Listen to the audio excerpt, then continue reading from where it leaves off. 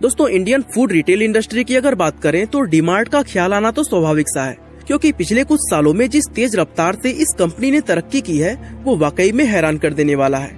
दरअसल पिछले 4 सालों में डीमार्ट के शेयर का प्राइस लगभग 590% ऊपर जाते हुए 616 रुपए से बढ़कर आज 4300 रुपए तक पहुंच चुका है। और इस कंपनी का प्रॉफिट जो 2012 में 60 करोड़ रुपए था, आज लगभग 1700% बढ़कर 1100 करोड़ के आंकड़े को क्रॉस कर चुका है। ऐसे में सवाल ये आता है कि डीमार्ट आखिर कौन सी ऐसी बिजनेस स्ट्रेटजी फॉलो करती है जिनके दम पर आज वो रिलायंस रिटेल और फ्यूचर रिटेल जैसे जायंट को भी पीछे छोड़ दी है।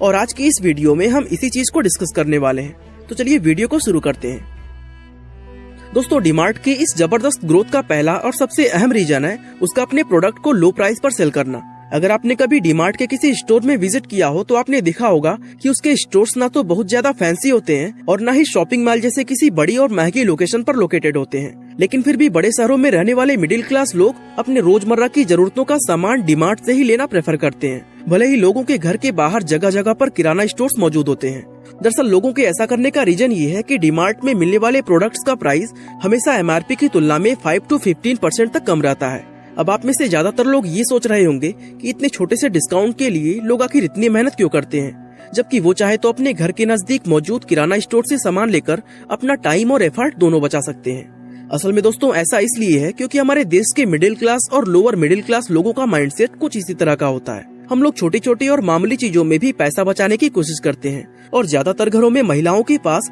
इसके अलावा सेविंग्स का और कोई दूसरा रास्ता नहीं होता।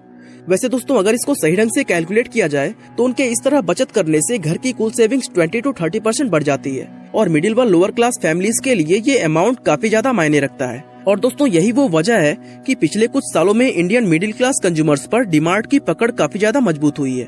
हालांकि अब सवाल ये आता है कि अगर डीमार्ट प्रोडक्ट्स को इतने कम प्राइसेस पर बेच सकता है तो यही काम दूसरे किराना स्टोर्स क्यों नहीं कर सकते, और डीमार्ट की वो कौन सी बिजनेस स्ट्रेटजी है जो आज उसे इतना स्पेशल बनाती है। दरअसल दोस्तों, डीमार्ट जिस स्ट्रेटजी को फॉलो करता है उसे डीप डिस्काउंटिंग कहते हैं और ये अपने आप में बहुत ही पावरफुल स्ट्रेटजी है।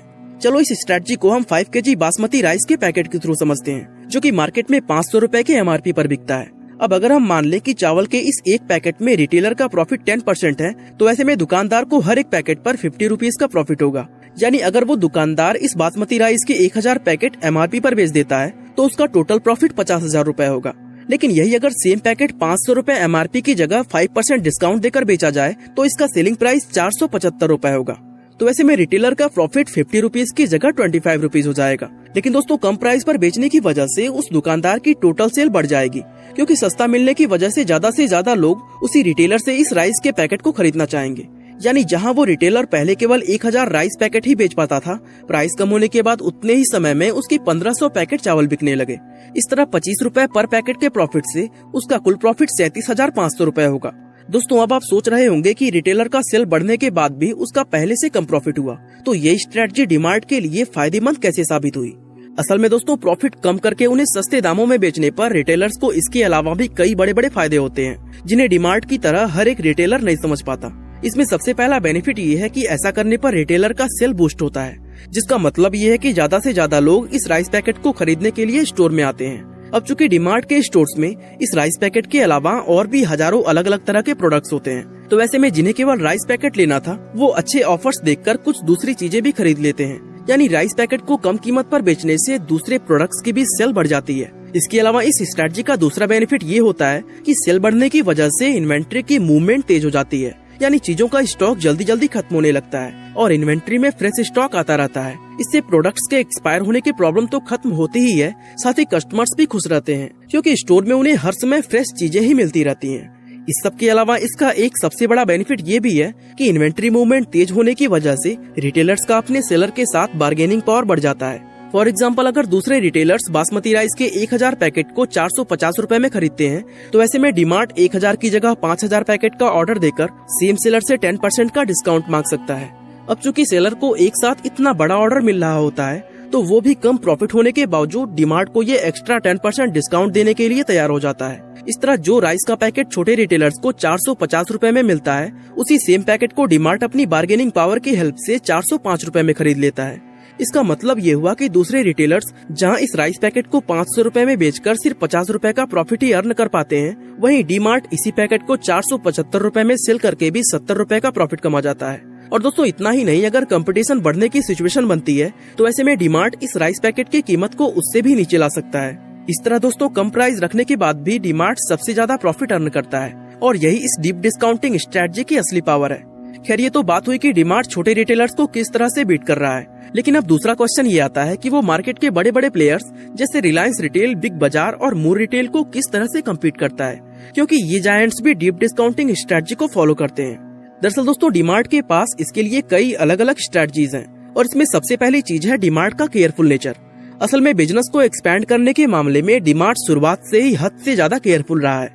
यही वजह है कि 19 साल से भी ज्यादा मार्केट में होने के बावजूद आज पूरे भारत में डीमार्ट के सिर्फ 263 स्टोर्स हैं, जबकि आज के समय में रिलायंस के पास 12,000, बिग बाजार के पास 300 और मोर रिटेल के पास 780 स्टोर्स हैं।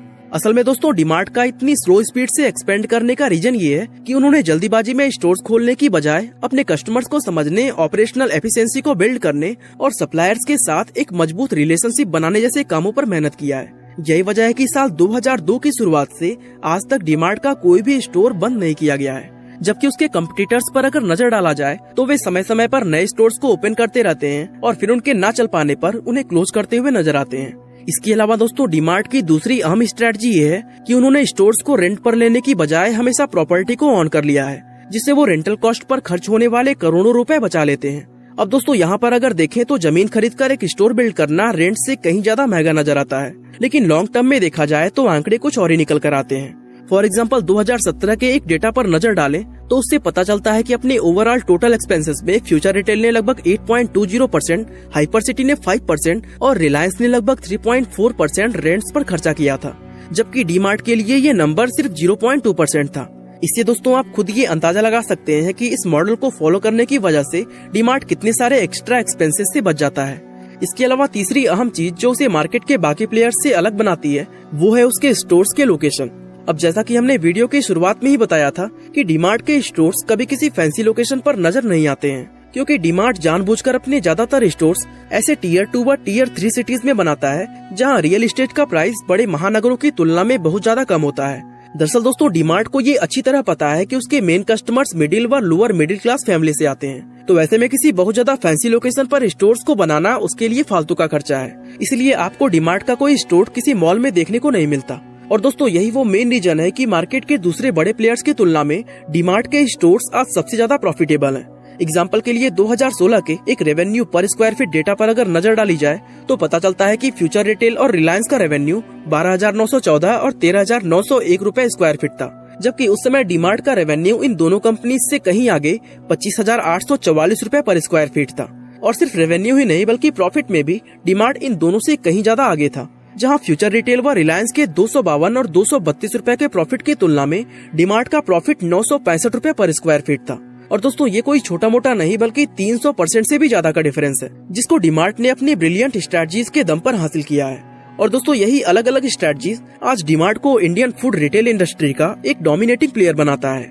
बाकी दोस्तों अगर आप जानना चाहते हैं कि कैसे राजस्थान का एक छोटा सा भुजिया बेचने वाला व्यापारी हल्दीराम जैसी करोड़ों की कंपनी खड़ी कर दी, तो ऊपर आई बटन पे क्लिक करके वीडियो को देख सकते हैं। बाकी दोस्तों आज के लिए बस इतना ही।